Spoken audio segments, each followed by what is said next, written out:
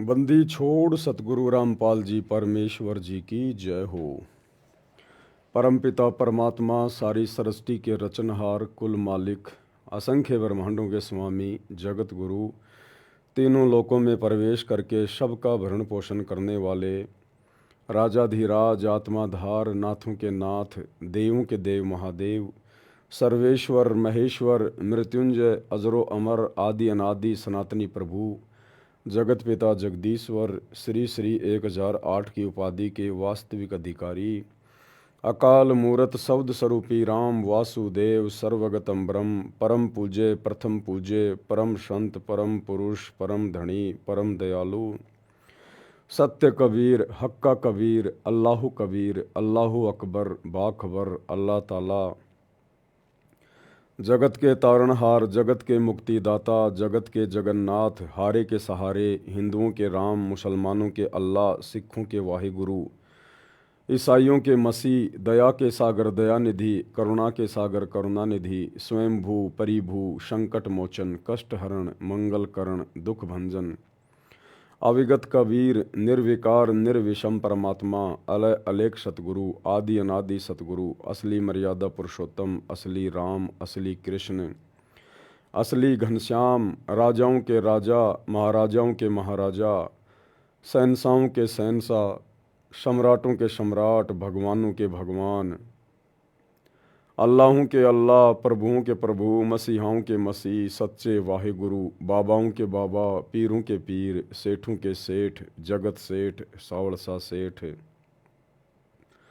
सर्वगुण संपन्न अनंत कोटि कलाओं के स्वामी अनंत कोटि ब्रह्मांडों के नायक योगियों में महायोगी ध्यानियों में महाध्यानी सिद्धों में परम सिद्ध ज्ञानियों में तत्वज्ञानी ब्रह्म ज्ञानी महाज्ञानी परम ज्ञानी सर्वश्रेष्ठ ज्ञानी विज्ञानी युवा कबीर समर्थ कबीर असमवात अमित ओजा सच्चे रहनुमा करीम अल्लाह सुबहान अल्लाह दुनिया के अंतिम पैगंबर 8 सितंबर 1951 से गांव धनाना जिला सोनीपत हरियाणा भारतवर्ष की पावन भूमि पे प्रकट रियल कल्कि भगवान श्री नारायण साकार हरि श्री बाबा साहेब सच्चे मुर्शीद सच्चे दरवेश संत शिरोमणि सतगुरु रामपाल जी परमेश्वर जी के चरण कमल में साध संगति से जुड़े हुए देश विदेश से आप और हम सभी सत्सेवक भाई बहनों का अनंत कोटि दंडवत प्रणाम। सत्साई भाई और बहनों, दया परमपिता परमेश्वर जी की सारी सृष्टि के सृजनहार पालनकर्ता सबके भरण पोषण करने वाले एकमात्र सच्चे दरवेश सच्चे मुर्शिद अल्लाहु कबीर इबादई कबीरा सतगुरु रामपाल जी परमेश्वर जी की, जिनके शुभ आशीर्वाद से विशेष आशीर्वाद से आप और हम सभी सत्सेवक भाई बहन साथ संगति से जुड़कर गुरुदेव के तत्व ज्ञान को आधार बनाकर मोक्ष प्राप्ति के लिए दृढ़ता के साथ हर प्रकार से संघर्ष करते हुए मर्यादाओं को निभाते हुए गुरु को भगवान मानकर ज्ञान को आधार मानकर निरंतर आगे की ओर बढ़ रहे हैं। और भाई और बहनों, हमारा यही संघर्ष हमारा यही प्रयास हमें एक दिन सफल करेगा, क्योंकि हम जो भी कुछ कर रहे हैं जो भी आध्यात्मिक क्रिया कर रहे हैं अपने गुरुदेव भगवान के सत्संग रूपी वचनों में रहकर कर रहे हैं। आप और हम सत्सेवक भाई बहन आज गुरुदेव भगवान की गैर हाजिरी में, जो कि हमारी परीक्षा का समय है, इस परीक्षा के समय में हम उनकी हर प्रकार से सत्संग रूपी हद में रहकर मर्यादा में रहकर हर प्रकार से अपने धर्म कर्म का पालन कर रहे हैं, तो निश्चित तौर पर कामयाबी भी हमें मिलेगी, जीत भी हमारी ही होगी। दूसरी बात भाई और बहनों, जैसा कि बार बार परमात्मा दास के माध्यम से भी बुलवाते हैं और परमेश्वर ने भी आकर संकेतों में बहुत कुछ बता दिया, ज्ञान गंगा पुस्तक में भी संकेतों में बहुत कुछ लिखा हुआ है। आए दिन भविष्य वक्ता भी निरंतर अपनी भविष्यवाणियों के माध्यम से तरह तरह की पुस्तकें दिखा के जो हजारों साल पहले लिखी जा चुकी हैं वर्तमान समय के लिए, वो लोग दिखा रहे हैं कि भाई ये युग परिवर्तन का समय चल रहा है, पूरा विश्व युग परिवर्तन के दौर से गुजर रहा है और जब जब दो युगों की आपस में टक्कर होती है, युग परिवर्तन होता है, तो भयंकर विनाश होता है। और आपने कल देखा होगा सोशल मीडिया पर, थाईलैंड में 7.7 रिएक्टर स्केल का एक बड़ा भूकंप आया। सैकड़ों की संख्या में बहुमंजिला इमारतें ज़मीन में समा गई। कई हजारों की संख्या में वहाँ पर लोग मारे गए। तो भाई और बहनों, आने वाले समय में ये हर जगह होगा, हर जगह देखने को मिलेगा। हिंदुस्तान में भगवान आया हुआ है, परमात्मा अल्लाह कबीर कल की भगवान सतगुरु रामपाल जी हिंदुस्तान में आए हुए हैं। इसलिए हिंदुस्तान के लोगों को चेतावनी है, उनको मौका है कि अभी भी जाग जाएं, सुधर जाएं, अपने गुनाहों से तौबा कर लें, बुराइयों को किनारे कर दें, नेक नीति ईमानदारी से जीवन जीना शुरू कर दें। मुट्ठी भर भी समय नहीं बचा है तबाही के लिए, विनाश के लिए। और केवल बुराइयां छोड़ने से, गुनाहों से तौबा करने से बात नहीं बनेगी। साथ में आपने सतगुरु रामपाल जी परमेश्वर जी की शरण में आना पड़ेगा, यदि अपना और अपने परिवार का आने वाले महाविनाश में बचाव चाहते हैं तो। आज बड़े बड़े धर्मगुरु, बड़े बड़े भविष्य वक्ता बैठकर प्रवचन कर रहे हैं कि कल की भगवान आ चुका है, कल की भगवान आ चुका है, वो अपनी लीला कर रहा है, गुप्त रूप में अपना कार्य कर रहा है। अरे तो फिर इतना भी बता दो, अगर तुम इतने विद्वान हो, अगर तुम्हें इतना ही पता चल गया, अगर तुम्हारी दिव्य दृष्टि काम कर रही है, जरा भी तुम्हारे अंदर भक्ति शेष है, तो फिर ये भी बता दो ना वो कल की भगवान कहाँ बैठा हुआ है, वो कल की भगवान कौन है।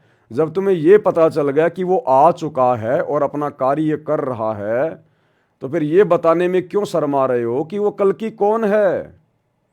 बता दो सीधा सीधा, अगर तुम्हारी दिव्य दृष्टि काम कर रही है तो, कि भाई हिसार जेल में बैठा है अपने मिशन के तहत और नाम है सतगुरु रामपाल जी, यही है वो कल की भगवान। कोई घोड़े पे बैठ के आने वाला नहीं है कोई कल की, हाथ में तलवार लेके आने वाला नहीं है कोई कल की। वो तो विष्णु का अवतार, वो तो लाखों साल बाद में आएगा, कलयुग के अंत में। वर्तमान में जो कल की है, कलयुग का भगवान, जो कलयुग में सतयुग लेके आएगा, भारत को विश्व गुरु बनाएगा, पाप आत्माओं का खात्मा होगा, सत्यानाश होगा प्राकृतिक आपदाओं में, वो नहीं मारेगा किसी को। जो वर्तमान में कल की आया हुआ है वो संत रूप में है, और संत कभी किसी को दुखी नहीं करते, परेशान नहीं करते, संत कभी चींटी भी नहीं मारता। तो सतगुरु रामपाल जी कोई हाथ में तलवार लेके दुनिया को नहीं काटेंगे, पाप आत्माओं को नहीं मारेंगे, उनके कर्म उन्हें खुद मार डालेंगे। राम किसी को मारे नहीं, मारे तो हत्यारा राम, अपने आप ही मर जाएंगे कर कर खोटे काम। संत अपना ज्ञान देकर दुनिया को संवारते हैं, सुधारते हैं। जो उनकी शिक्षाओं में चलता है, उनके सत्संग सुनता है, उनकी मर्यादाओं में रहता है, उनकी भक्ति करता है, वो स्वतः ही देवता बन जाता है। तो संत भैया अज्ञान के ऊपर अपने ज्ञान रूपी हथियार से प्रहार करता है। संत अज्ञान के ऊपर अपने ज्ञान से, तत्व ज्ञान से विजय प्राप्त करता है। और जो जो आत्माएं उनके शरण में आ जाएंगी, उनका तो बाढ़ भी बाका नहीं होगा, बाढ़ भी बाका। बाकी भैया पूरा विश्व थर्राएगा, पूरा विश्व थर्राएगा। अभी भूकंप आ रहे हैं, अभी वैज्ञानिक क्यों नहीं बताते भाई क्यों आ रहे हैं भूकंप, क्या दिक्कत आ गई अब ऐसी। आज से पहले तो नहीं आते थे ये पहले, अब क्यों आ रहे हैं। अब वैज्ञानिक कहेंगे पृथ्वी के अंदर की वो प्लेटें खिसक गई। क्यों खिसक गई भाई, वो प्लेटें क्यों खिसक रही है, क्या दिक्कत आ गई उन प्लेटों को। तो ये तो अपने हीट एंड ट्रायल मेथड के आधार से बातें करते हैं वैज्ञानिक, जितना इनको पता होता है, इससे ज़्यादा नहीं पता इनको अध्यात्म का। अब गुरुदेव भगवान ने बताया कि जब वो शैतान, वो काल, जब उसको भूख लगती है, वो अपने शैतान लोक से, 21वें ब्रह्मांड के अंतिम लोक से, ब्रह्म लोक से वो दहाड़ मारता है, दहाड़। तब तुम्हारी ये तीनों लोक कांप जाते हैं, तीनों लोक। तब ये तुम्हारी ये पृथ्वी कांपती है, इनकी ये प्लेटें कांपती हैं, वैसे नहीं कांपती है प्लेटें। उस शैतान को जब भूख लगती है ना, जब उसने महाविनाश करना होता है, तब वो धाड़ मारता है वहाँ से कि दुर्गा भोजन भंडारे में इतनी देर क्यों कर दी। वहाँ से धाड़ मारता वो, जैसे शेर जंगल में धाड़ मारता है, छोटे मोटे जानवर बेचारे कांपने लग जाते हैं। तो वो ज्योति निरंजन, वो काल, वो शैतान, वो दहाड़ मारता है, क्योंकि युग परिवर्तन का दौर चल रहा है और उसको पता है कि जितना भोजन समेटा जा सके उतना समेट ले। और वो कोई आलू टमाटर की सब्जी नहीं खाता, वो बैंगन भरता नहीं खाता, वो आप और हम जीवों को खाता है, इंसानों को खाता है। हमारे सूक्ष्म शरीर की वासना को तपत शिला पे निचोड़ निचोड़ के भून भून के खाता है। तो भैया अब उसको आभास हो गया, उसको पता हो गया। जब आप लोग अध्यात्म से परिचित हो जाओगे, सृष्टि रचना से परिचित होगे, सतगुरु रामपाल जी के प्रवचन सुन के, तो आपको पता चलेगा कि इस कबीर परमात्मा सतगुरु रामपाल जी का और इस शैतान का, इस काल का एग्रीमेंट हुआ था। और इस काल ने स्वयं कहा था अपनी सूझबूझ से कि आप कलयुग में जितने मर्जी जीव अपने सतलोक ले जाना, मैं आपको नहीं रोकूंगा। तो अब इस काल को पता है वो कलयुग की बिचली पीढ़ी आ चुकी है और अब जीव आत्माएं मेरे लोक से जाएंगी, मेरा भोजन मेरे घर से बाहर जाएगा। तो भैया वो कोशिश करेगा ज़्यादा से ज़्यादा इंसानों को मारने का, ज़्यादा से ज़्यादा तबाही मचाने का। जिस प्रकार एक किसान अपनी फसल को काट पीट के और अपने खेत में जमा कर लेता है, और जब बादल मंडरा रहे होते हैं, हल्की फुल्की बूंदाबांदी हो रही होती है, तो किसान को चिंता हो जाती है कि बारिश में कहीं मेरी गेहूं की फसल, मेरी सरसों बर्बाद ना हो जाए, मेरी मेहनत साल भर की। वो जितना जल्दी हो सके उसको समेटने का प्रयास करेगा, उसके ऊपर कोई कपड़ा डालेगा, कोई पॉलीथीन डालेगा, कोई तिरपाल डालेगा, या गेहूं निकला हुआ खेत में पड़ा हुआ है खाते में, तो वो कोशिश करेगा उसको ढकने की या फिर उसको बोरियों में भर भर के अपने घर पे ले जाने की। तो इसी प्रकार इस काल का भोजन हम जीव हैं, इंसान, और उसको पता है कि जीवों को ले जाने वाला आ गया है। तो भैया वो समेटने का प्रयास करेगा, हर प्रकार से हर संभव कोशिश करेगा, जगह जगह युद्ध करवाएगा, प्रेरणा करके गृह युद्ध होंगे जगह जगह। और दास ने बहुत पहले कह दिया था मालिक के आशीर्वाद से कि भारत देश में गृह युद्ध का सबसे कारण बनेंगे ये छोटे छोटे दल, ये करणी सेना, हिंदू सेना, बजरंग दल, मुस्लिमों की अपनी सेनाएं, फलाना फलाना सेनाएं, ये छोटे मोटे जो ये बम्ब जो बने हुए हैं ना, ये जाति और धर्म के नाम पे, ये आपस में गृह युद्ध का कारण बनेंगे। और शुरुआत हो चुकी है, आप जी देख ही रहे होंगे, औरंगजेब को लेकर है, महाराणा सांगा को लेकर किस प्रकार से ये बवाल हो रहे हैं। महाराष्ट्र में क्या हो रहा है, नागपुर में क्या हो रहा है। हिंदू मुस्लिम बिल्कुल आमने सामने होने की स्थिति में है, क्योंकि हम युग परिवर्तन के दौर से गुजर रहे हैं। 2028, उससे पहले पहले क्या क्या तांडव मचेगा। भारत देश के 16 से ज़्यादा राज्यों में इमरजेंसी ज्ञानगंगा पुस्तक में लिखा हुआ है। सतगुरु रामपाल जी ने यदि किसी भविष्य वक्ता की भविष्यवाणी का समर्थन कर दिया तो समझ लेना वो सतगुरु रामपाल जी के वचन है। और ये अंतर्यामी परमात्मा है, इनसे कुछ भी छुपा हुआ नहीं है आगे का। साध वचन पलटे नहीं, पलट जाए ब्रह्मांड। तो सतगुरु रामपाल जी ने अपनी पुस्तक ज्ञान गंगा में साफ साफ लिखा हुआ है कि 16 से अधिक राज्यों में राष्ट्रपति शासन लागू हो जाएगा। भारत देश में ऐसी भयानक परिस्थितियां पैदा होंगी और विश्व युद्ध, उसके बाद ये अकाल पड़ना, भूकंप आने जगह जगह, अतिवृष्टि अनावृष्टि, महामारियां आएंगी। कोरोना तो केवल एक ट्रेलर था छोटा सा, अभी कोरोना के बाप दादा निकल के आएंगे। बाप दादा कहाँ जाओगे, क्या खाओगे? सरकार नहीं देगी, ये सरकार नहीं देने वाली भैया। कोरोना में किसको दिया, कितना दिया? तुम्हें घर से बाहर भी नहीं निकलने दिया। ये हाल होगा आने वाले समय में। अब पता चलेगा कि भक्ति क्या है और भगवान क्या है। उन बकवाद करने वालों को अब पता चलेगा कि भक्ति क्या होती है, कल की भगवान कौन है, कहाँ है, तब पता चलेगा। जब उन भयानक परिस्थितियों में तुम्हारे ये देवी देवता, हिंदुओं के सारे देवी देवता, आचार्य शंकराचार्य चूहों की तरह ये बिलों में घुस जाएंगे। ये मुसलमानों के ये नकली खुदा, पीर पैगंबर, ये सब बिलों में घुस जाएंगे। तुम्हारे रिश्तेदार, तुम्हारी अपनी संपत्ति, तुम्हारा वो पद, तुम्हारे वो मंत्री संतरी, ये दुबकते हुए नजर आएंगे। तब तुम्हें पता चलेगा कि परमात्मा कौन है, कौन बचा सकता है। तब तुम्हें वो हिसार जेल में बैठा हुआ सतगुरु रामपाल जी भगवान तुम्हें परमात्मा दिखाई देगा। ज्ञान से दुनिया मानती नहीं है ना, लातों के भूत कभी बातों से थोड़ी मानते हैं।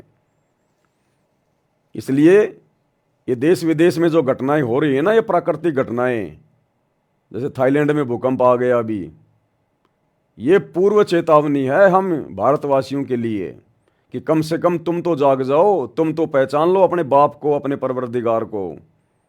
सत्संग सुनने में क्या जाता है, झटके थोड़ी लग रहे हैं। सारा दिन मोबाइल में बकवाद भी तो देखते हो दिन रात।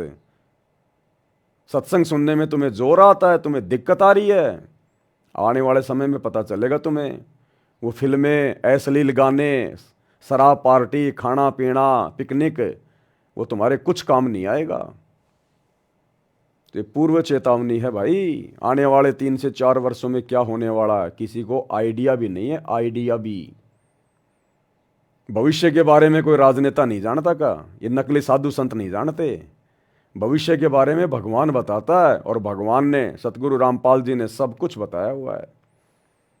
तो आने वाले समय में बचाव केवल उन्हीं आत्माओं का होगा जो या तो वर्तमान में सतगुरु रामपाल जी की शरण में रह के भक्ति कर रहे हैं, या फिर जिनमें धार्मिकता शेष है, जो धार्मिक आत्माएं हैं, जो गलत काम करने से बेचारे डरते हैं, जो शाकाहारी हैं, कोई नशा नहीं करते, कोई बुराई नहीं करते, बेवजह किसी को दुखी नहीं करते, परेशान नहीं करते, या फिर उस प्रकार की आत्माएं बचेंगी। बाकी भाड़े के भाव जाएंगी, बांग के भाड़े। जय गुरुदेव पंथ के प्रवर्तक श्री तुलसीदास जी यहां तक अपनी भविष्यवाणी में बोल के चले गए कि 12-12 कोस तक दीपक जलते दिखाई देंगे। यानी जनसंख्या इतनी कम हो जाएगी, 12-12 कोस, यानी 30-30, 40-40 किलोमीटर पर आपको कहीं कहीं इंसान दिखाई देंगे, आदमी। लाशें उठाने वाला नहीं मिलेगा कोई, लाशें उठाने वाला। जैसे महाभारत के युद्ध में क्या हुआ था, गिद्धों ने लाशें खाई थी, जानवरों ने लाशें खाई थी, कोई दफनाने वाला नहीं था। ये हाल होगा आने वाले समय में, और ये होगा तभी हम भक्तों की भी आंखें खुलेंगी। हम भगत जो 3 समय की आरती कर लेते हैं, थोड़े बहुत मंत्र कर लेते हैं, और बाकी ठीक है अपनी दुनियादारी में रमे हुए हैं, ये परमात्मा भक्तों को भी अंदर से दहलाएगा, अंदर से हिला के रखेगा अपने भक्तों को भी। जब तक हमें अंदर से ये आभास नहीं होगा ना कि ये कितना गंदा लोक है, हम जिस काल के लोक में रह रहे हैं ये कितना गंदा है, तो ये परिस्थितियां हमारी आंखों के सामने जब होंगी, घटती हुई नजर आएंगी, तब हम भक्तों की आत्मा दहल जाएगी, ये मन पापी सहम जाएगा कि वास्तव में ये तो गंदा लोक है। अभी तक तो केवल हम सुन रहे हैं, अभी तक तो गुरुजी सुना रहे हैं और हम सुन रहे हैं, अभी तो भाई केवल थ्योरी थ्योरी चल रही है। अच्छे से समझ में जब आता है जब टीचर विद्यार्थियों से प्रैक्टिकल करवाता है। तो अभी तक तो हमने केवल सुना सुना है, अभी आने वाले समय में परमात्मा दिखाएगा कि गंदा लोक क्या होता है। तो भक्तों का भी दिल अंदर से दहलेगा, डोल जाएगा, नफरत हो जाएगी कि यहां जीना कोई जीना नहीं है। अन्यथा सतगुरु की शरण में आने के बाद तो भैया सुख होते हैं, और सुख फिर इंसान को धीरे धीरे धीरे धीरे भक्ति भाव से दूर कर देते हैं। तो ये परमात्मा दूर होने देगा नहीं, ये ऐसे ऐसे झटके मारेगा, भक्तों को भी नानी याद आएगी, और फिर उन भक्तों को भी पता चलेगा कि गुरु जी की गैर हाजिरी में बरवाला कांड के बाद हमने क्या किया। जो बकवादे हम कर रहे थे गुरु के परिवार के साथ मिलकर, कोऑर्डिनेटरों के साथ मिलकर, उन बकवादों का फिर क्या रिजल्ट निकलेगा वो भी पता चलेगा, वो भी दिखाई देगा। तो भैया बकवादे करने से बचो। परमात्मा धरती पे है, ये मनुष्य जन्म केवल भक्ति के लिए मिला, बकवाद करने के लिए नहीं मिला है। तो भाई और बहनों, ये काल का लोक है, यहां आत्माएं ज्ञान से कम और लातों से ज्यादा मानती हैं। जो अच्छी आत्मा है वो तो सतगुरु के प्रवचन सुन के बुराइयां छोड़ देती हैं, लेकिन जो दुष्ट प्रवृत्ति के लोग होते हैं वो विषय विकार नहीं छोड़ते हैं। तो फिर उनको काल अपने तरीके से सीधा करेगा, फिर अपने तरीके से। तो अगर इन भविष्य वक्ताओं की, साधु संत महात्माओं की अगर दिव्य दृष्टि जरा भी अगर खुली हुई है, अगर भक्ति का लेस मात्र भी अंश अगर इनमें धर्म गुरुओं में अगर शेष है, तो बता दो ना फिर वो कल की भगवान कौन है, कहाँ बैठा है। जब तुम्हें इतना पता चल गया, वो धरती पे आ गया, अपना काम भी कर रहा है, तो ये भी बता दो कौन है, कहाँ है, शर्म क्यों आ रही है तुम्हें? भैया तुम नहीं बताओगे तो क्या वो आएगा नहीं? वो तो ज्ञानगंगा पुस्तक में साफ साफ लिखा हुआ मराठी भाषा में। जब वो 75 साल का हो जाएगा, अचानक से नरसिंह भगवान के जैसे प्रकट होगा पूरी दुनिया के सामने।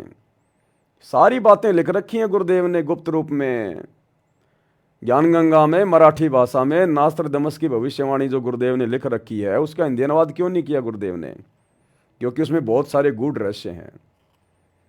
तो ज्ञानगंगा में लिखा हुआ है, नास्त्रदमस कह रहा है कि जब वो सायरन, वो तत्वदर्शी संत जब 75 साल का हो जाएगा, अचानक से दुनिया के सामने नरसिंह भगवान की तरह प्रकट होगा। यानी पूरी दुनिया में सतगुरु रामपाल जी आएंगे फिर प्रकाश में, इस महाविनाश के दौरान, कि भाई बचाने वाला वो और कोई नहीं है, बस यही एकमात्र सहारा है। तब दुनिया को पता चलेगा ये कौन शक्ति है, क्या है ये। अभी तो भगत ही गफलत में जी रहे हैं। अभी तो भगतों को ही अपने गुरु में भगवान नजर नहीं आ रहा। एक अपने जैसा 2 कोड़ी का जीव समझ रहे हैं अपने गुरु जी को, और एक कागज का टुकड़ा, वो कबीर की मुर्दा फोटो दाढ़ी मूछ वाली, उसको भगवान मान के पूज रहे हैं। जून के महीने में कबीर प्रकट दिवस मना रहे हैं। अभी तो भक्तों को ही नजर नहीं आ रहा भगवान, दुनिया वालों को कहां से नजर आएगा? तो ये दुनिया को बंदर दिखाएगा भगवान आने वाले समय में। तो कुछ एक बातें भाई और बहनों, कुछ एक मनमाने आचरण सतलोक आश्रम मैनेजमेंट हरियाणा के संगत में आए हैं सामने। एक पीला पर्चा इन्होंने वायरल किया है, जो मैंने स्क्रीन पर भाई बहनों को दिखा रखा है। आपको मैं पढ़ के सुना देता हूं। ये पीला पर्चा, जो कि आप सब जानते हैं, काल प्रेरणा से और सतलोक आश्रम मैनेजमेंट हरियाणा के माध्यम से, गुरुदेव के परिवार के माध्यम से, इन कोऑर्डिनेटरों के माध्यम से संगत में भेजा जाता है अपने स्वार्थ के लिए, भक्तों के कर्म फुड़वाने के लिए। इसमें क्या लिखा है? दिनांक 27 मार्च 2025, मध्य प्रदेश के समस्त संभागीय, जिला, तहसील, ग्राम, वार्ड, सेक्टर सेवादारों व सर्व संगत से प्रार्थना है कि परमात्मा जी के आदेश अनुसार, अब कौन है परमात्मा, इनको पूछो कि परमात्मा जी कौन है। अब बताओ संगत को परमात्मा जी कौन है जिसका तुम आदेश सुना रहे हो? हाँ हाँ, हमारे गुरुजी, हमारे गुरुजी। तो जून के महीने में फिर वो नकली दाढ़ी मूछ वाला कौन है फिर, जिसका तुम प्रकट दिवस मना रहे हो परमात्मा जी मान के? फिर वो कौन है? अरे 2 परमात्मा है क्या धरती पे? अरे भगवान भी 2 होते हैं क्या? परमात्मा जी के आदेश आए हैं। जब संगत को ठगना होता है, लूटना होता है, तो गुरुजी को परमात्मा बना देते हैं। ये परमात्मा जी के आदेश अनुसार अन्नदान की सेवा चली हुई है। अरे परमात्मा सतगुरु रामपाल जी ने कभी अपने सत्संगों में अपने किसी भगत को आदेश दिया क्या अन्नदान की सेवा का? 30 साल हो गई सतगुरु रामपाल जी को सत्संग करते हुए। कौन से सत्संग में संत रामपाल जी ने अपने भक्तों से भीख मांगी है कि मुझे अनाज दो, मुझे अनाज दो, मुझे अनाज दो? अरे तीनों लोकों में प्रवेश करके सबका भरण पोषण करने वाला ये परमात्मा, 21 ब्रह्मांड, इस ज्योति निरंजन को भीख में देने वाला परमात्मा सतगुरु रामपाल, क्या ये अपने भक्तों से ये भीख मांगेगा क्या? अन्नदान की सेवा चली हुई है, अन्नदान की सेवा चली हुई है। इनके रहमो करम से तो पूरी दुनिया अन्न खा रही है। अन्नदान की सेवा चली हुई है। जो भी भगत आत्माएं अन्नदान की सेवा करना चाहते हैं, वे अपने तहसील सेवादार, जिला सेवादार, नामदान केंद्र या आश्रम में जाकर अन्नदान की सेवा कर सकते हैं। ये मनमाने आचरण है, ये मनमाना आदेश है। ये सतगुरु रामपाल जी का कोई आदेश नहीं है ऐसा अन्नदान करने का। और ना इन्होंने कभी 30 साल में, बता दो किसी भी सत्संग में, परम संत कभी छुप के आदेश नहीं देता, पीठ पीछे आदेश नहीं देता। परम संत ने जो भी आदेश देना होता है सामूहिक, सार्वजनिक तौर पर अपने प्रवचनों में देता है, अपने सत्संगों में देता है। बता दो कौन से सत्संग में गुरुदेव भगवान ने कहा कि मेरे को गेहूं दो, जौ दो, जवार दो, बाजरा दो, अन्नदान की सेवा करो। ये देह दान, रक्त दान, अन्नदान, ये काल प्रेरणा से सतगुरु रामपाल जी के कलयुगी बेटा बेटी, उनके भाई बंधु रिश्तेदार या कोऑर्डिनेटर, ये लोग अपनी भूख शांत करने के लिए और संगत के कर्म फुड़वाने के लिए इस प्रकार के घटिया आदेश संगत में पारित करते हैं। ये अब क्या करते हैं अनुदान करके? संगत के कर्म फोड़ रहे हैं, कर्म। ये शैतान संगत के कर्म फुड़वा रहा है। कर्म कैसे फुड़वा रहा है भाई और बहनों? साथ में आपको एक छोटा सा वीडियो भी दिखाता हूं मैं। इन्होंने अपना जो एक न्यूज चैनल बना रखा यूट्यूब पर, सा न्यूज चैनल, सतलोक आश्रम न्यूज चैनल। इनको उस न्यूज चैनल के लोगों में सतलोक आश्रम न्यूज चैनल लिखते हुए डर लगता है, डर। अगर हम सतलोक आश्रम लिख देंगे तो लोग हमारे चैनल को सब्सक्राइब नहीं करेंगे। लोग जान जाएंगे कि ये तो संत रामपाल जी के भक्तों का बनाया हुआ चैनल है। इसलिए इनको डर है इस बात का कि अगर हमने इस चैनल के नाम के लोगों में अगर सतलोक आश्रम लिख दिया है तो लोग हमारे वीडियो नहीं देखेंगे, नफरत करते हैं। वैसे ही तुम लोग ये कर्म ही ऐसे करते हो। तुमसे नफरत नहीं करेंगे तो और क्या तुम्हारे से प्रेम करेंगे लोग? सारे उल्टे कर्म करते हो तुम। अब इन्होंने पीला पर्चा निकाल के क्या किया भाई और बहनों? संगत के कर्म फोड़ने का एक नया सिस्टम इन्होंने 2-3 साल से शुरू कर रखा है, अनुदान। अब ये क्या कर रहे हैं आश्रम वाले? मान बढ़ाई के लिए, दिखावे के लिए, अपने चैनल को सब्सक्राइब करवाने के लिए एक और मनमाना आचरण, क्योंकि काल तो गलतियों पे गलतियां करवाएगा। तो ये सतलोक आश्रम वाले क्या कर रहे हैं? ये गांव गांव जाके, एक गांव में जैसे कोई 4 घर छांट लिए, 5 घर छांट लिए, 1-2 साबुन का पैकेट लेके जाएंगे, 2-3 किलो गुड़ और शक्कर लेके जाएंगे, 5-10 किलो आटा लेके जाएंगे, दाल चावल चीनी लेके जाएंगे। यानी 1000-2000 रुपए का सामान एक पोटली में बांध के लेके जाएंगे ये, और वहां जाकर फिर वीडियो बनाएंगे। पहले ये क्या करेंगे? पहले उन घर वालों को जाकर वो सामान दे के आएंगे जबरदस्ती। ये आदेश नहीं है गुरुदेव के, इस भक्ति मार्ग में जायज नहीं है ये। दुनिया वालों की दृष्टि में, जगत की दृष्टि में तो ये बहुत अच्छा काम है कि भाई किसी गरीब की मदद कर दी, कहीं जाके किसी को कोई आटा दाल चावल चीनी वगैरह दे के आ गए, साबुन तेल सर्फ दे के आ गए, तो जगत वालों की दृष्टि में तो बहुत अच्छा काम है ये। लेकिन हम भगत हैं, हमने आध्यात्मिक दृष्टि से चलना और सोचना है, जगत की दृष्टि से नहीं। जगत वालों की दृष्टि में तो दारू के ठेके भी बहुत अच्छी बात है, जगत वालों की दृष्टि में तो मांस खाना भी बहुत अच्छी बात है, जगत वालों की दृष्टि में तो डीजे बनाना, फिल्में देखना, ये भी बहुत अच्छी बात है।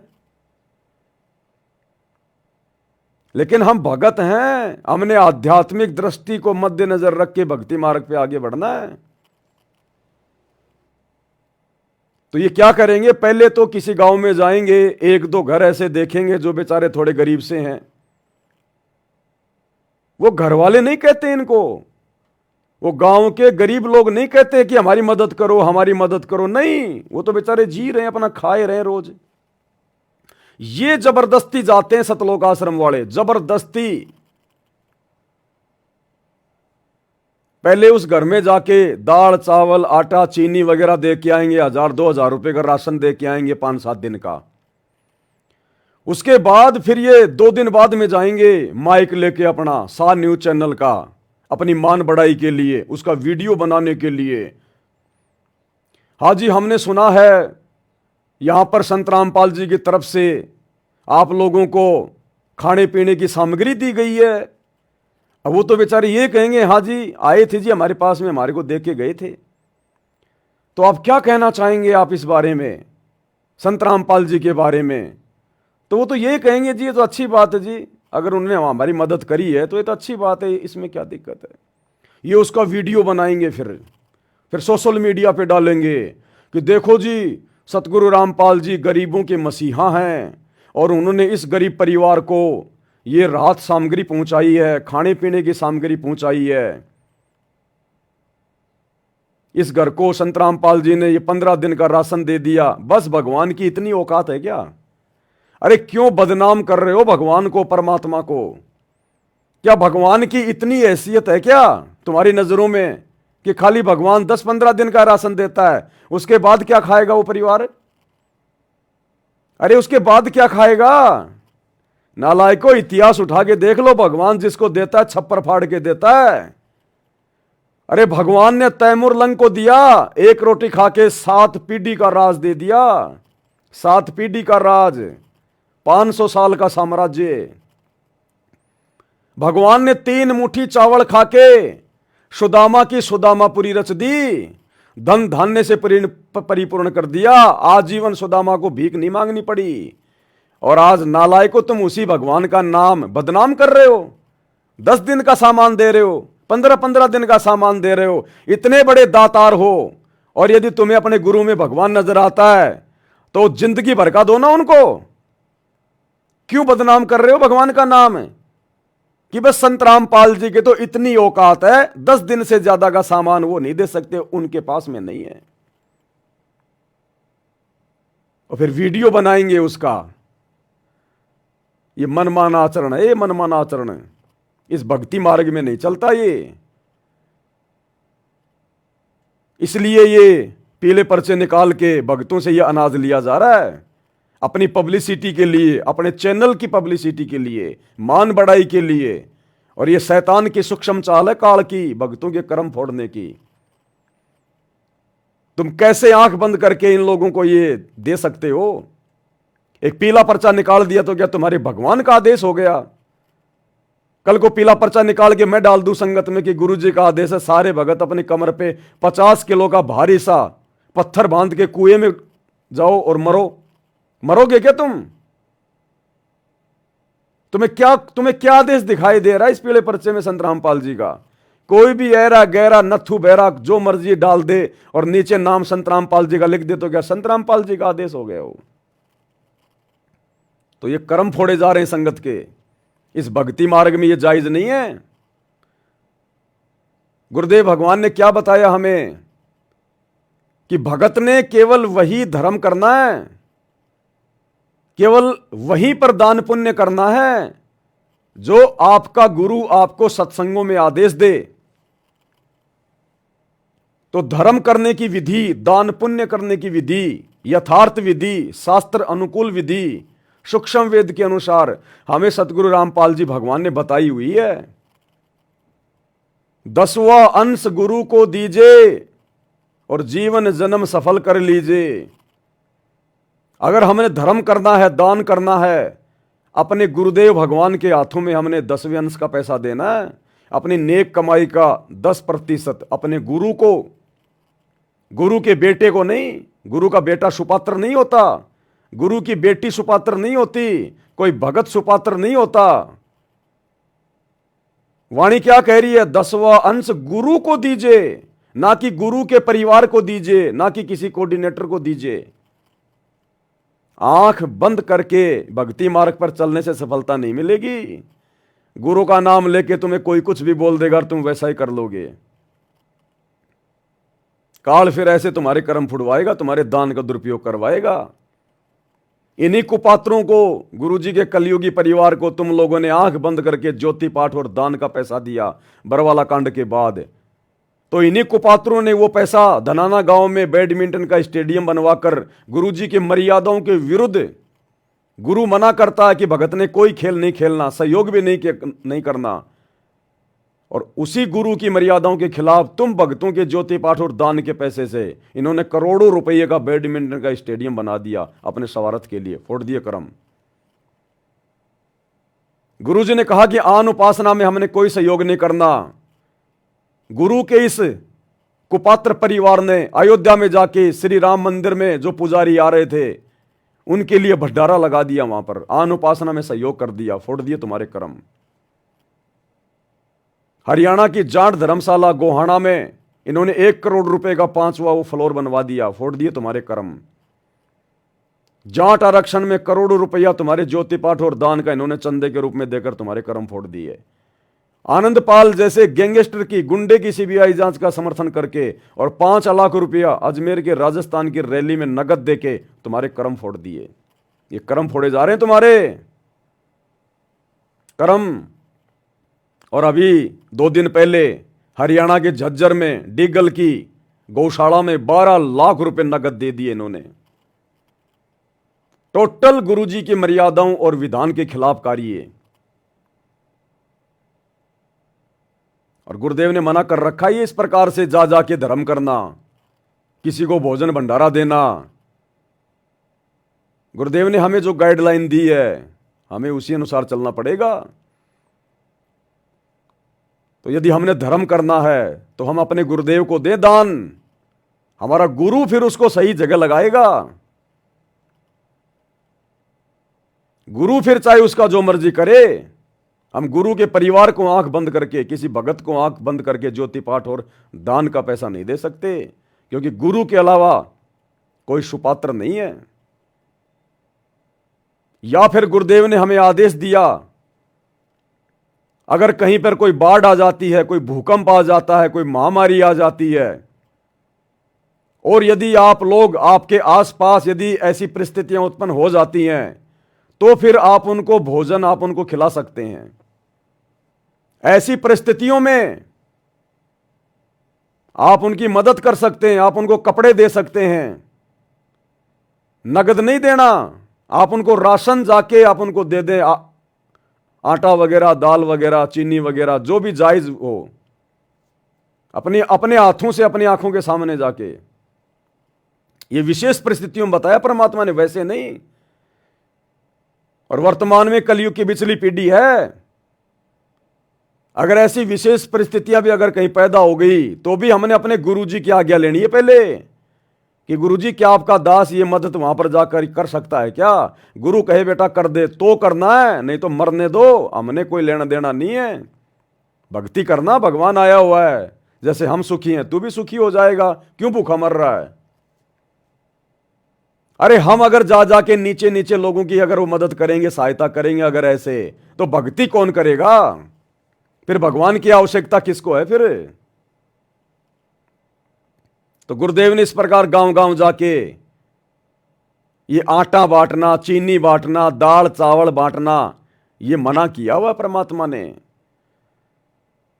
गुरुदेव ने कहा तुम्हारे घर पे अगर कोई भिखारी आ जाए, कोई गरीब आ जाए, खाना खिला दो, फटे पुराने उसको कपड़े दे दो। तुमने घर से पूड़ी पाड़ी बना के, साग सब्जी बना के, तुमने उस ट्रैफिक लाइट पे जाके, रेलवे स्टेशन पे जाके, बस स्टैंड पे जाके भिखारियों को बांट के नहीं आना। तुम्हारे घर पे कोई आ गया मांग रहा है, भूखा है, तो खिला दो। तुमने घर से बना बना के बाहर नहीं बांट के आना, नहीं तो फिर वो काल वाले दान पुण्य में गिना जाएगा, शैतान के दान पुण्य में गिना जाएगा, मार खा जाओगे। ये दयालुता, भगत के अंदर दयालुता होनी चाहिए, दया बिना दरवेश कसाई। लेकिन गुरुदेव ने राजा जनक का उदाहरण दिया कि जो दया धर्म तुम्हारी मर्यादा जो है वो तोड़वा दे, वो दया धर्म भी नहीं करना हमने। तो राजा जनक का भी उदाहरण दिया गुरुदेव ने कि उसने अपने आधे वो पुण्य 12 करोड़ आत्माओं को दान कर दिए थे जब वो जा रहा था विमान में बैठ के। ये काल ठगेगा हमें इस प्रकार से।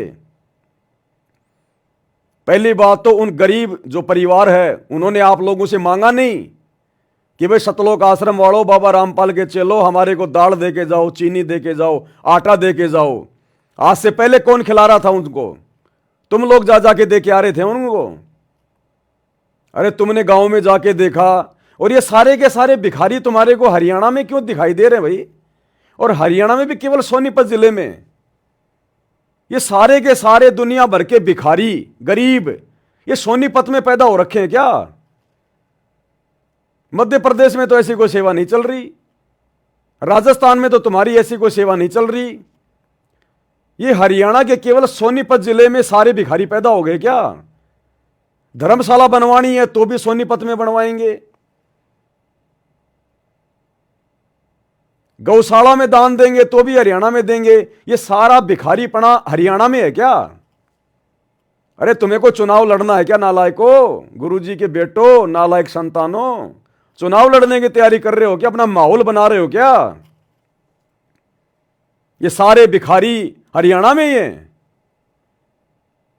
रोडे चलाओ, रोडे बनाओ तो हरियाणा में, एम्बुलेंस चलाओ तो हरियाणा के गांव धनाना में, फ्री में बसें चलाओ तो हरियाणा के गांव धनाना में, स्टेडियम बनाओ तो धनाना में, आरक्षण में साथ दो तो हरियाणा के जाटों का, धर्मशाला बनाओ तो हरियाणा के जाटों की, गौशाला में दान दो तो हरियाणा के जाटों की गौशाला में। ये सारे भिखारी हरियाणा में ही है क्या?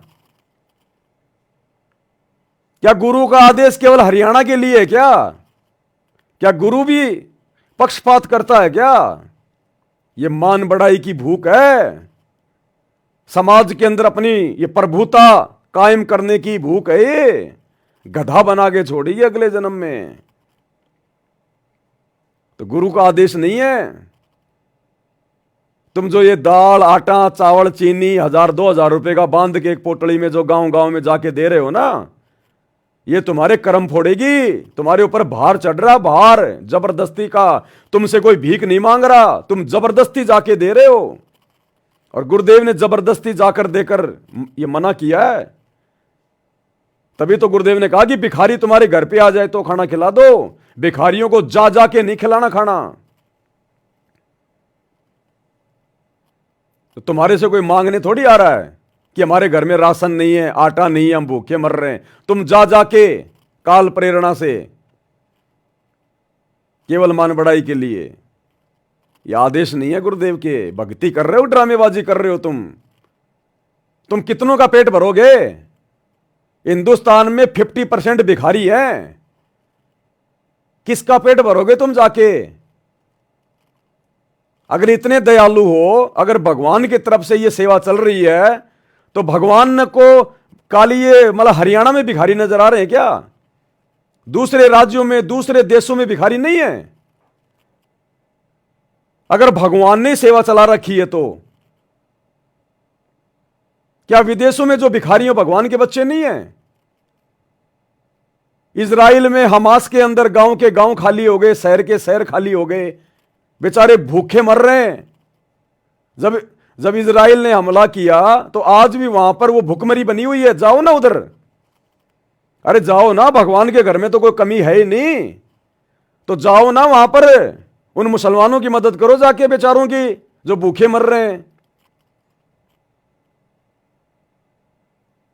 और गरीब और भिखारियों की अगर ये मदद करने का तुम्हें अगर इतना ही शौक है तो दिल्ली में जाओ ना, झुग्गी झोपड़ियों में, बंबई में जाओ ना, कई कई किलोमीटर लंबी वहां पे आपको झुग्गी झोपड़ियां मिलेंगी। जाओ बांटो वहां पर। ये ड्रामेबाजी है, ड्रामेबाजी।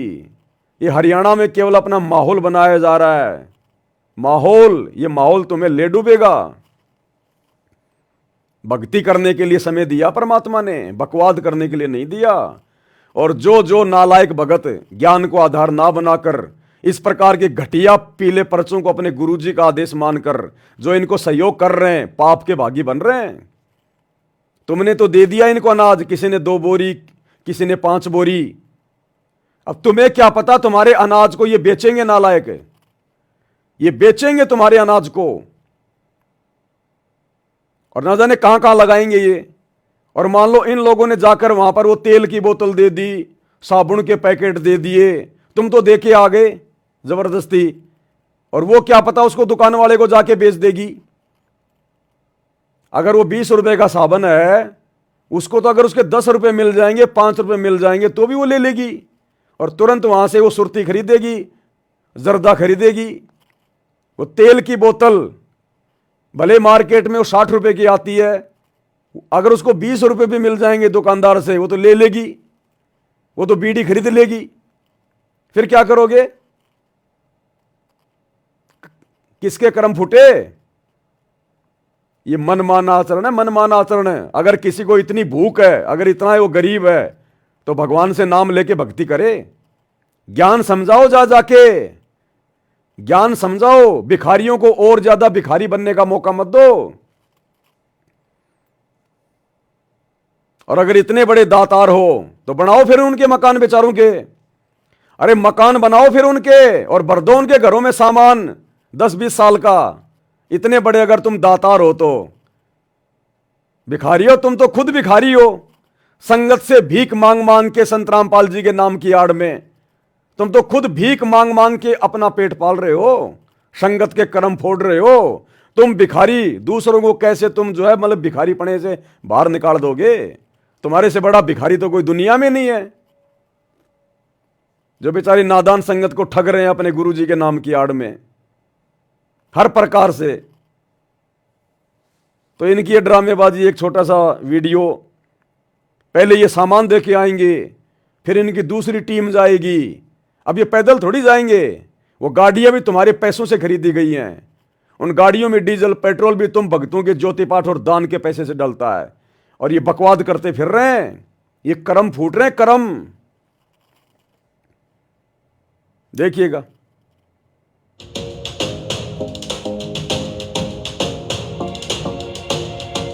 संत ना होते धरती पर तो जड़ मरता संसार। गजब संत हैं संत रामपाल जी महाराज। उनकी सेवाओं की कवरिंग करने का सौभाग्य भी प्राप्त होता है तो आत्मा गदगद हो जाती है। खुद जेल में बैठे हैं और यहाँ कोई भूखा ना सोए, गरीबों के लिए खाद्य सामग्री, गरीबों के लिए भोजन का प्रबंध करने में उनको चिंता है हर किसी की कि सब सुखी रहें। महान है संत रामपाल जी महाराज। आज उसी कवरिंग के दौरान हम एक और ऐसे घर में पहुंचे हैं जहां उनको आवश्यकता है भोजन की। इनके पहले बताओ जी क्यों है इनको? इनका जी पहला एक पार्ट टूटा था, इसके 2 ऑपरेशन करवा लिए है और ये ठीक नहीं हुआ, चल नहीं पा रहा है। दोनों कैसे टूटा इनका पाँव? यो जी एक्सीडेंट में टूटा है, बिहारी रिक्शा पलट गया था तो हाथ टूटे हैं जो। मतलब पहले पाँव टूट गया, काम करने के नहीं रहे, उसके बाद 6-7 साल हो गए। 6-7 साल तक पाँव टूट रहा है? हाँ जी 6-7 साल तक टूट रहा है। और फिर ये हाथ टूट गया? हाँ ये भी एक दिन है तो ऊपर हो जाएगा जी। 23 तारीख को टूटा था ये। तो इनके कितने बालक हैं, कौन कौन है घर में? घर में जी मामा जी जुकर एक लड़का है, एक मैं हूँ, एक यो है, बहू जा रही है जी है। 2 लड़की है मेरे पे, लड़की शादीशुदा है, लड़का भी शादीशुदा है। शादीशुदा है पर वो बहू घर में सही ना तो के शादीशुदा का सुख होया? केस कर रही है वह। हाँ तो फिर इसे के शादीशुदा को आगे दोनों का घर पे गिर रहा है? हाँ जी घर पे गिरे रहा है जी सर, केस चल रहा है हमारा। अच्छा तो इब डॉक्टर का फोन आया, 2,06,000 रुपये मांगे है ऑपरेशन के, कितने लिया जी इतने। तो घर में खान पीने की दिक्कत थी तो संत रामपाल जी महाराज वाले शिष्य आए थे, उन्होंने कुछ खान पीने का सामान भेजा, बताओ? हाँ जी भेजा है जी, एक बार दिखाओ हमने भी। और देखो बहुत बड़ी बात है क्योंकि उन्हें चिंता है इस बात की कि वह भूखा के भोजन का जो है प्रबंध करने लग रहे हैं। तो आटा है, चावल है, साबुन, तेल और दाल और हल्दी, नून, मिर्च, कुल मिला के भोजन है, खाने का सामग्री है। तो आप क्या कहना चाहोगे महाराज जी बारे में? किसा के काम करे यो आप? काम बढ़िया कर दिया जी, उनने भेज दिया भी गरीब। नो कौन किसकी चिंता करा है? आपने केला है बियाड़ घर आगे बुझ गजा है और उसको अच्छा कोई ना चिंता करता जी। एक आधा करा है जो भाई ये रामपाल महाराज के चेले आई हैं जो कर गए हैं भाई गरीब की खातिर सहायता। कहने का मतलब भाई और बहनों, ये परिवार कह रहा कि हमने मांगा नहीं, हमने हाथ नहीं फैलाए। रामपाल जी महाराज के चेले आए थे और वो जबरदस्ती देके गए। इसका पति जिसकी टांग टूट गई एक्सीडेंट में, और ये क्या करी है ये बहन कि 7 साल हो गई एक्सीडेंट को, 7 साल से खाट में पड़ा है। अब इन गधों को कोई समझ आए, सतलोक आश्रम वालों को, जो तुम इनको 10-12 दिन का ये राशन दे के आ गए। अरे 7 साल से कौन खिला रहा था उस परिवार को? तुम खिला रहे थे क्या? और 10-12 दिन के बाद जब तुम्हारे द्वारा दिया गया राशन समाप्त होगा फिर कौन खिलाएगा? गधों क्यों अपने कर्म फोड़ रहे हो? ये जबरदस्ती की मदद है, ये जबरदस्ती की मदद है, उन्होंने मांगी नहीं मदद। अरे उसकी टांग तो 7 साल से टूटी हुई है, तो 7 साल से उस परिवार को कौन खिला रहा था और आगे कौन खिलाएगा? तुम तो खाली 10 दिन का 2-4 किलो आटा दे के आ गए, फिर कौन खिलाएगा उस परिवार को? और ये गरीब परिवार है, इसके मकान में देख टीवी है, कूलर है, सारा सब कुछ है इसके मकान में, दुनिया भर का सामान भरा पड़ा है इसके मकान में, ये तेरे को गरीब नजर आ रहे हैं? तो ये जबरदस्ती के कर्म फोड़े जा रहे हैं भाई और बहनों, संगत के अनदान के नाम पर, क्योंकि तुम लोगों ने इन कुपात्रों को दिल खोल के दान दिया है शैतान की प्रेरणा से, ज्योति पाठ का। तो कुपात्र तो भैया उसका दुरुपयोग करेगा। बंदर के हाथ में अगर तुम उस तरह दोगे तो बंदर क्या करेगा? तुम्हारी वो दाढ़ी कटिंग नहीं करेगा, जगह जगह तुम्हारे खून निकालेगा। तो भैया काल शैतान जाग गया है, उसने अपने हजारों मुंह हजारों हाथ खोल लिए हैं। ये लास्ट का समय चल रहा है, हर प्रकार से वो कर्म फुड़वाएगा। तभी तो गुरु आने वाले समय में हाथ खड़े कर लेगा, भैया मैं क्या करूं, तुम्हारी तो मर्यादा टूटी हुई है, मैं कैसे बचाऊं भक्तों। अनंत कोटि बाजी जहां हमने रचे सकल ब्रह्मांड, और गरीब दास मैं क्या करूं यो काल करे जीव खंड। समर्थ परमात्मा कबीर साहिब ने, सतगुरु रामपाल जी ने गरीबदास जी से कहा कि मैं क्या करूं, मैं तो बहुत समर्थ हूं, मैंने पूरी दुनिया रची है, लेकिन भैया काल के साथ मेरा एग्रीमेंट है, ये मेरे भक्तों का नाम खंड करवा देता है मेरे नाम की आड़ में, उनको बहला के फुसला के बरगला के। और जब भगत की मर्यादा टूट जाती है तो मैं भी उसकी कोई मदद नहीं कर सकता। तो ये मर्यादाएं तुड़वाई जा रही हैं जानबूझ के, काल प्रेरणा से, ये कुकर्म करके, मनमाना आचरण करके, ताकि आने वाले समय में ये परमात्मा भी अपने भक्तों की कोई मदद ना कर सके। ये शैतान की सूक्ष्म चाल है, षड्यंत्र है ये। अरे घर पर अपने गुरुजी को भोजन नहीं करवाया जाता, अपने गुरुजी को तो भोग लगाने में तुम्हें शर्म आ रही है, और दुनिया में जा जाके तुम आटा बांट रहे हो। नालायको, दिमाग का इस्तेमाल करो, दिमाग का। इस परिवार से इस 4 मिनट के ऑडियो में कोई बात नहीं हुई कि आप संत रामपाल जी से नाम ले लो, भक्ति कर लो ना, बाढ़ में जाओ नाम और भक्ति। पहले आटा पटक के आ गए 2-4 किलो, बाद में वो वीडियो बनाने जा रहे हैं। मान बढ़ाई की भूख है क्या?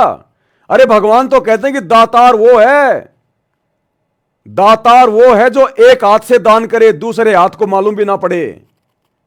और परमात्मा कहते हैं अगर आपने दान धर्म करके अगर ये कह दिया कि मैंने दे दिया, तेरा सब कुछ हो गया बराबर। दान देकर कभी भी ना कहे कि मैंने दिया, जिस दिन तूने कह दिया तेरा साफ हो गया, लिया दिया।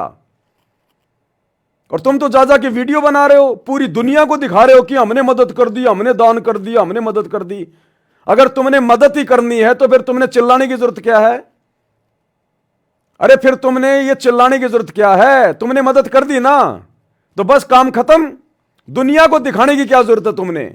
इसको कहते हैं मान बढ़ाई, पब्लिसिटी की भूख। ये है काल प्रेरणा। सतगुरु रामपाल जी ने आपके लिए मदद पहुंचाई है। सतगुरु रामपाल जी मान बढ़ाई का भूखा है क्या? पब्लिसिटी का भूखा है क्या? ये सतगुरु रामपाल जी पूरी दुनिया को खिला रहा है, उसके बदले वो मान बढ़ाई नहीं चाहता, अपने नाम की महिमा नहीं चाहता। तुम चाहते हो अपने न्यूज चैनल की महिमा, अपनी महिमा। तो भाई और बहनों, टोटल ये काल का षड्यंत्र है, भयंकर तरीके से हम भक्तों को फंसाया जा रहा है। अगर आंख खुल जाए समय रहते तो ठीक है भाई, नहीं तो दुर्गति होगी, दुर्गति। ये काल ऐसे ऐसे वो कर्म करवाएगा। लोगों के नजरों में तो बड़ा अच्छा काम है ये लोगों की नजरों में है। लोगों की नजरों में तो दारू के ठेके खोलना भी अच्छा काम है। लोगों की नजरों में तो मांस खाना भी अच्छा काम है। जो मांस खाता है उससे जाके पूछो कि मांस खाना अच्छा काम है कि नहीं है, वो बोलेगा बहुत अच्छी बात है, क्या दिक्कत है, ये दुनिया भर के जानवर घूम रहे हैं, ये क्या काम आएंगे, क्यों बनाए भगवान ने। बीड़ी सिगरेट पीने वाला, शराब पीने वाला, उससे जाके पूछो शराब पीना अच्छी बात है कि बुरी बात है, क्या दिक्कत आ रही है, भगवान ने पीने के लिए तो बनाई है। तो दुनिया की नजरों में तो ये काम ठीक है जो तुम कर रहे हो, लेकिन आध्यात्मिक दृष्टि से, भक्ति की नजर में ये काम हमारे कर्म फोड़ने वाला है। क्योंकि गुरु के भक्ति विधान में इस प्रकार जबरदस्ती का दान धर्म नहीं लिखा हुआ कहीं। 10 किलो आटा दे के आ गए। 7 साल से कह रही है मेरे पति की टांग जो है टूटी पड़ी है। तो 7 साल से भी तो परिवार खाना खा रहा था, तुम्हारे 10 किलो आटे के भरोसे बैठा था क्या? और 10 दिन के बाद में क्या खाएगा फिर वो परिवार? और ये बहन तो ये भी कह रही है कि डॉक्टर ने इसके ऑपरेशन के लिए बोल दिया 2.5 लाख रुपए लगेंगे। हम कहां से लाएं 2-2.5 लाख रुपए? कराओ ऑपरेशन। अगर इतने बड़े तुम दातार हो तो उसकी टांग भी ठीक करवा दो, ऑपरेशन भी करवा दो उसका। तो भाई और बहनों देखो, ये लोग शैतान की प्रेरणा से चल रहे हैं। इनको भक्ति नहीं करनी, इनको मर्यादाओं से लेना देना नहीं है। ये लग गए फुल टू फुल बकवादों में, क्योंकि आप लोगों ने जबरदस्ती इनको ज्योति पाठ और दान का पैसा दे दिया। आप लोगों ने भी अपने कर्म फोड़ लिए और इनको भी इनके कर्म फोड़ने के लिए आप लोगों ने प्रेरित कर दिया। अब पैसा तो भैया बकवाद करवाएगा। गुरुदेव क्यों कहते हैं कि माया जिस घर में आवश्यकता से ज्यादा आ गई वो बकवाद करवाएगी। तो आप लोगों ने सतलोक आश्रम मैनेजमेंट हरियाणा के हाथों में आवश्यकता से ज्यादा माया दे दी, आवश्यकता से ज्यादा। और भैया ये कुपात्र हैं, ये कर्म फोड़ेंगे और फोड़ रहे हैं। देखते जाओ आगे आगे, अभी आगे आगे और क्या क्या बड़े बड़े कुकर्म करेंगे आपकी आंखों के सामने, देखते जाना आप। बैठे बैठे कर्म फूटेंगे, बैठे बैठे कर्म भक्तों के घरों पर बैठे बैठे। जैसे गुरुजी कहते हैं ना, आप किसी राजनेता को वोट डाल के आ गए, अब वो राजनेता 5 साल में जितने भी कुकर्म करेगा, उल्टे काम करेगा, उन वोट डालने वालों के घर पे बैठे बैठे उसी अनुपात में कर्म फूटेंगे। तो ये बंदर के हाथ में आप भक्तों ने जो ये दे दिया ना ज्योति पाठ और दान, ये जो उस्तरा दे दिया, नुकुला हथियार, ये बैठे बैठे आपके कर्म फोड़ेंगे। ये गुरुजी के परिवार वाले, ये कोऑर्डिनेटर बैठे बैठे उल्टे काम करेंगे ये तुम्हारे दान धर्म से, और कर्म फूटेंगे तुम्हारे। अब जाट आरक्षण में इन्होंने करोड़ों रुपया दिया चंदे में।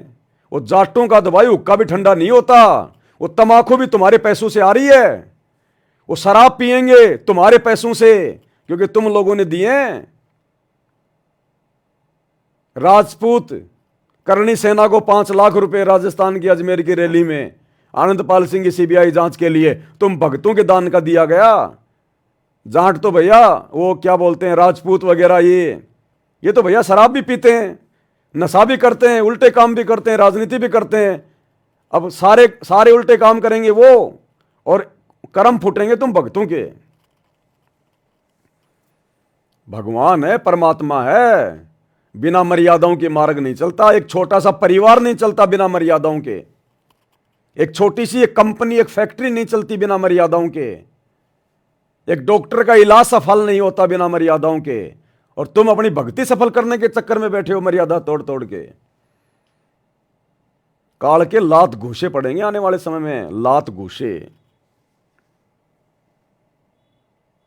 तो दास के सामने पीला पर्चा आया, परमात्मा ने प्रेरणा की, इसलिए आप लोगों को बताना थोड़ा ये उचित समझा। और कल देखो परमात्मा ने जो वीडियो बनवाया था भक्ति मर्यादाओं को लेकर, कि किस प्रकार हमने परमात्मा का चरणामृत लेने से पहले समर्थ साहिब वाली 9 वाणियाँ बोलनी है, और हमने मानसिक क्रिया अपने गुरुदेव के चरणों को धोने की करनी है। तो दास को तो परमात्मा बाद में प्रेरणा करता है, संगत में उससे पहले ही परमात्मा यह काम शुरू करवा देता है। जो भी संदेशा दास देता है भक्ति से संबंधित, उससे पहले ही परमात्मा अपनी आत्माओं में प्रेरणा करके वैसा ही करवाने लगते हैं। तो कल मेरे पास में कुछ फ़ोन भी आए, एक बहन ने अपनी ऑडियो भी डाली और रो रो के बता रही है कि भगत जी आपने जो आज बताया है ना, ये भगत जी ये क्रिया मेरे से परमात्मा पहले से करवा रहे हैं। मैं इसी प्रकार से समरथ साहिब बोल के और गुरु जी की इसी प्रकार से मैं मानसिक जो है वो चरण सेवा करती हूँ, मतलब चरणामृत बना के फिर मैं पीती हूँ। तो उस बहन ने क्या बताया, साहिब पवन भैया, आप जो मानसिक चरण सेवा के लिए बोले हो ना, दासी 3 महीना पहले से ऐसे ही कर रही थी, सेम टू सेम आप जैसे बता रहे हो वैसे ही कर रही थी दासी। ये कह रही कि भैया आपने तो बताया कल, और ये दासी अपने गुरुजी की प्रेरणा से 3 महीने पहले से ऐसा ही कर रही है। तो जब इसने कल का वीडियो देखा तो इसका कितना विश्वास बढ़ा इसका अपना गुरुजी पे। तो ये विश्वास बढ़ाने वाले काम करो, भक्तों के कर्म फोड़ने वाले काम मत करो, ये जबरदस्ती का दान धर्म करना। तुम भरोगे दुनिया का पेट। ये आने वाले समय में भूखमरी आएगी, जनता रोएगी, दाने दाने के लिए बिलखेगी। तुम भर देना उस समय पेट इस दुनिया का। तुम पेट भरते रहना, वो बकवाद करते रहेंगे, भक्ति कौन करेगा फिर? तो ये जबरदस्ती के काम है भाई और बहनों, भक्ति मार्ग में ये जायज नहीं है। हमारा गुरु अगर हमें आदेश दे तो फिर हम करें। अब गुरु का तो कोई आदेश है ही नहीं। गुरु के नाम का तो एक पीला पर्चा निकाल दिया जाता है, एक कागज के टुकड़े को इन्होंने अपना गुरु बना रखा है। ये संगत बेचारी भोली भाली है, जो मर्जी उस पीले पर्चे पे लिख दो, नाम लिख दो, नीचे संत रामपाल जी का है, हो गया संत रामपाल जी का आदेश। अरे संत रामपाल जी का आदेश है ये सुबह का नित्य नियम। कभी ध्यान से पढ़ते हो इसको? वो नित्य नियम है, आदेश उनका, उनके सत्संग है, उनके आदेश। क्या उन्होंने अपने सत्संगों में कभी कही ये बात है कि तुम इस प्रकार जबरदस्ती जा जाके लोगों के जो है घरों में सामान रख के आओ? तुम जो तुम सामान रख के आए हो 1000-2000 का, अगर उस औरत ने, उस परिवार ने वो सामान ऐसा का ऐसा किसी गांव की दुकान में दे दिया कि भैया मेरे को तो तू 500 रुपए दे दे, 2000 का सामान है, क्योंकि भाई उसने तो कहा नहीं कि हमारे घर में खाना नहीं है, वो तो अपना खाए रहे पी रहे हैं, परमात्मा सबको देता है। अरे वो तो इंसान है, ये भगवान तो जानवरों को भी देता है। पोपाटी पगड़ा भया जागी जिया जून, सब काऊ को देत है चो समाना चून। जब ये वो भगवान की वाणी है कि वो भगवान सबको देता है, तो तुम जबरदस्ती के ठेकेदार क्यों बन रहे हो? उनको जा जाके भरो फिर इन जानवरों का पेट। चलो वो तो इंसान है, उसके आदमी का पैर टूट गया, वो औरत तो धंधा कर सकती है। अरे दुनिया भर के जानवर बेचारे ये क्या खाएंगे? देखते हैं तुम कितने बड़े दातार हो, खिलाओ दुनिया भर के जानवरों को, जा जाके भरो। अरे जंगल में जाओ, हाथी का पेट भरो, खिलाओ जानवरों को, इन खागड़ों को, तुम्हारी धोती गिल्ली हो जाएगी। दातार बन रहे हैं, अपनी भक्ति तो की नहीं जाती।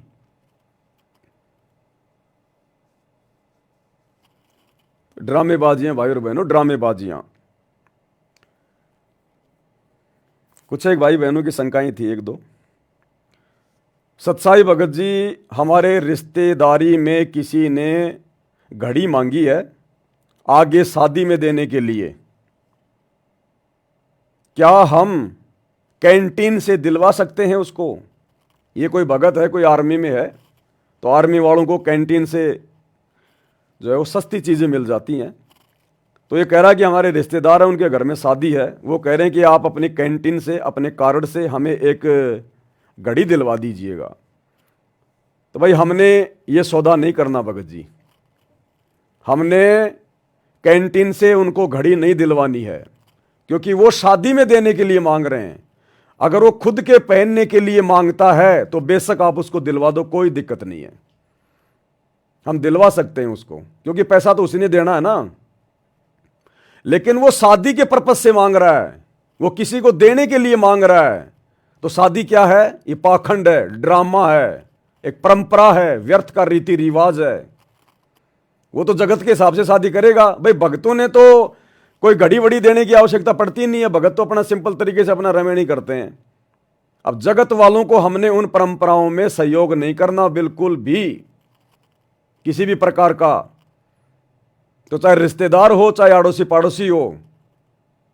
आपने कोई भी वस्तु अपनी कैंटीन से, अपने कार्ड से बिल्कुल नहीं दिलवानी है। कोई भी सामान खरीदवाने में आपने कोई सहयोग नहीं करना है, अन्यथा उस शादी में, उस पाखंड में, उस परंपरा में आपका भी सहयोग माना जाएगा।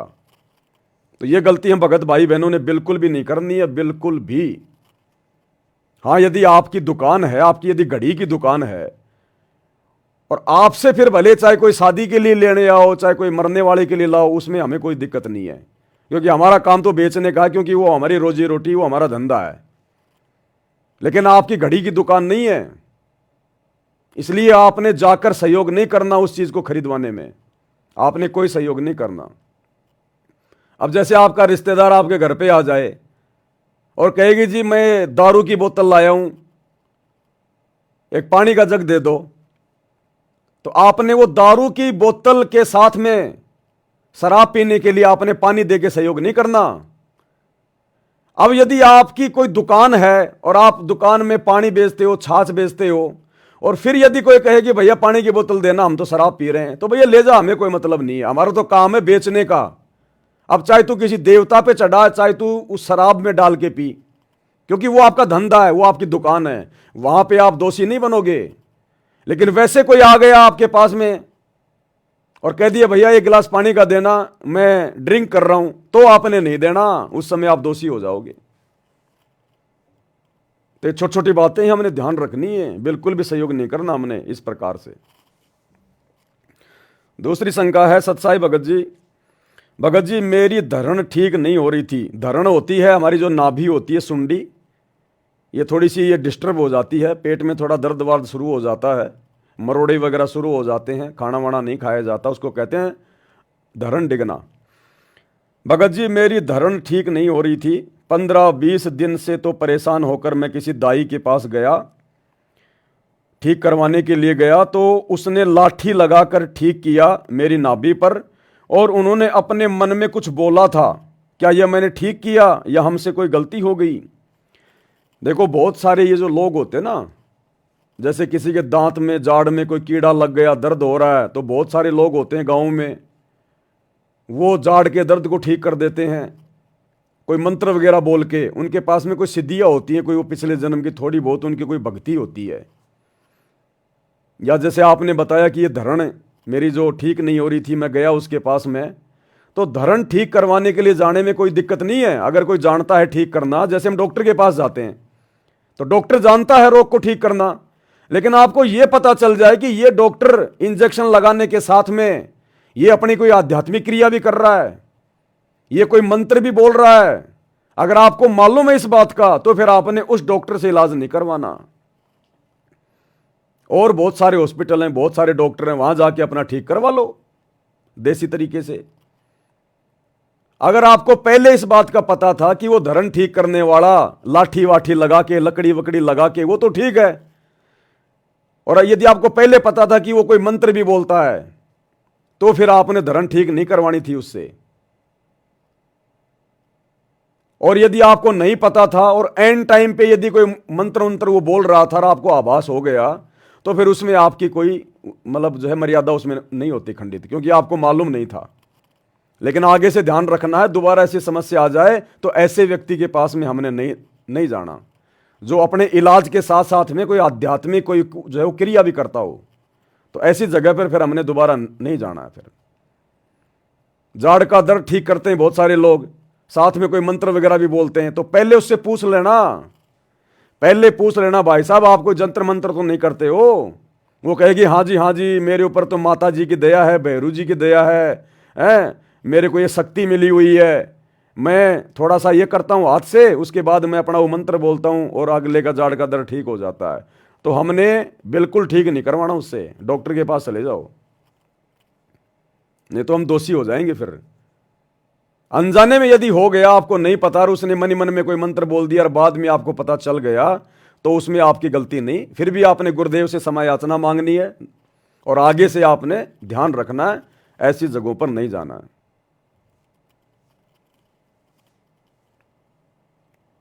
तो ये एक दो बातें थी भाई और बहनों। अब क्या है भाई और बहनों, देखो दास के पास में थोड़ा इतना समय नहीं हो पाता है, क्योंकि परमात्मा की पुस्तकों के ऊपर भी वीडियो बनते हैं 2-2 घंटे के, 3-3 घंटे के, वहाँ भी मेरे को बोलना पड़ता है। अब लाइव में भी कम से कम 1.5-2 घंटे हो जाते हैं। अब जीव हूँ, 2 कोटि का प्राणी हूँ, मेरी इतनी कैपेसिटी नहीं है भाई और बहनों। फिर अपनी भक्ति भी करनी होती है, भक्ति के बिना सेवा भी व्यर्थ होती है। तो दास को तो समय नहीं मिल पाता है, वैसे भी थोड़ा बहुत सोना भी होता है, ये थोड़ी है कि भाई सोएंगे नहीं। तो विशेष संदेशों के ऊपर जो वीडियो बनाने की श्रृंखला जारी है, ये दास कंटिन्यू नहीं कर पाएगा। लेकिन 2 बजे आप जी एक बार लाइव आके जरूर थोड़ा सा देख लिया करो। अगर हम किसी दिन आ गए तो ठीक है, 2 से 2:30 बजे के बीच में, क्योंकि अब कंटिन्यू नहीं हो पाएगा, कैपेसिटी इतनी नहीं है दास की। क्योंकि बाद में फिर इनके छोटी छोटी वीडियो भी इनके तैयार करने पड़ते हैं, बहुत टाइम लगता है, दिमाग बहुत ज़्यादा खपाना पड़ता है। तो कहने का मतलब है 8 बजे तो हमारा लाइव परमात्मा के आशीर्वाद से वो चलेगा। अभी मुसलमान नहीं समझे ज्ञान कुरान इसके ऊपर चल रहा है। उसके बाद परमात्मा दया करेंगे, बहुत सारी पुस्तकें हैं मालिक की, उनमें से देखेंगे फिर कौन सी पुस्तक पे आएंगे। जब तक सब कुछ ठीक ठाक चल रहा है तब तक भैया अपन परमात्मा की सेवा में लगे हैं। लेकिन दिन में 2 बजे जो लाइव आने का सिस्टम है, ये अगर परमात्मा समय देंगे तो दास आता रहेगा, अन्यथा अगर कोई दिन नहीं आया तो फिर नहीं आ पाएंगे फिर। बाकी आप लोग भाई इन वीडियो को ज़्यादा से ज़्यादा शेयर करो, ज़्यादा से ज़्यादा, चाहे मैनेजमेंट वाले हों, चाहे कोई जगत वाला हो, कोई भी हो, ज़्यादा से ज़्यादा आप जी इन वीडियो को शेयर करो। आप कोई भी भाई अपने नंबर वगैरह मत डाला करो, जब शेयर करते हो ना अपने नंबर वगैरह मत डाला करो, अपना एड्रेस वगैरह मत डाला करो। ज़बरदस्ती आके कोई लड़ाई झगड़ा करेगा फालतू में। ये सोशल मीडिया भगवान ने दी है, सोशल मीडिया पे ज़्यादा से ज़्यादा सेवा करो, व्हाट्सएप पे, फेसबुक पे। किसी ने देखना होगा तो देख लेगा, मानना होगा तो मान लेगा, नहीं जाओ बाढ़ में। हमने ज़बरदस्ती अपनी कोई मान बढ़ाई के लिए अपना कोई मोबाइल नंबर डालना, अपना एड्रेस डालना, ये मत करो साथ में फालतू में। लोग आके लड़ेंगे झगड़ेंगे, शैतान बैठा है सबके दिमाग पे। ये मुसलमान धर्म की पुस्तक पे वीडियो बन रहे हैं, आप पर्सनली आप जिसको जानते हो उसको मत भेजो, आप उसको व्हाट्सएप पे, सोशल मीडिया पे डालो आप सीधा। किसी ने देखना होगा तो देख लेगा, नहीं तो फालतू में आपके साथ में फिर वो कसेंगे आके। तो भगवान ने हमें ये बचाव का तरीका दिया है, थोड़ा इस बुद्धि का भी हमने थोड़ा इस्तेमाल करना है। तो आज के वीडियो में भाई और बहनों केवल इतना ही, परमात्मा के आशीर्वाद से। रात्रि 8 बजे सभी भाई बहन लाइव जुड़िए, मुसलमान नहीं समझे ज्ञान कुरान इस पुस्तक के ऊपर। तब तक गुरुदेव भगवान हम सबको आज्ञा दें, इजाज़त दें, आशीर्वाद दें। बंदी छोड़ सतगुरु रामपाल जी भगवान की जय हो। भाई जो गुरु बचन पे डट गए, कट गए फंद 84 के।